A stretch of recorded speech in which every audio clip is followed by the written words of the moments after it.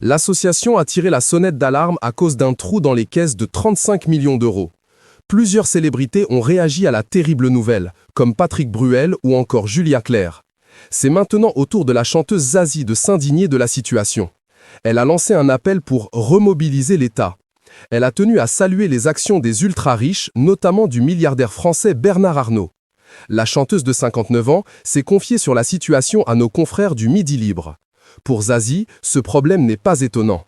La situation NDLR sentait venir, même si on n'est pas des spécialistes des chiffres et des statistiques. Chaque année, je parle avec le président des Restos du Cœur, j'en ai vu passer plusieurs, et on voit que la problématique change. Le profil des gens change, leur nombre augmente. On voit bien qu'il y a de plus en plus de gens qui sont dans une pauvreté extrême, qui ont du mal à joindre les deux bouts, a-t-elle révélé. Elle souligne que les Restos du Cœur ont accueilli 200 000 nouvelles personnes, soit une augmentation de 22%. Ce n'est pas normal qu'il y ait autant de gens qui soient dans cette extrême pauvreté. C'est un peu l'état du monde et de la France, s'est-elle désolée. Selon la chanteuse, pour venir en aide à l'association, qui risque de ne pas pouvoir distribuer autant de repas que les années précédentes, il faut pouvoir remobiliser l'État sans politiser le débat. Elle a expliqué par la suite, bien sûr que l'État donne aux associations un minimum de choses, mais là, on est dans une urgence totale. Il y a des réactions de l'État, de Bernard Arnault, tant mieux, c'est bien que les ultra-riches réagissent ainsi pour partager. Zazie a assuré que les enfoirés ne restaient qu'une sorte de vitrine.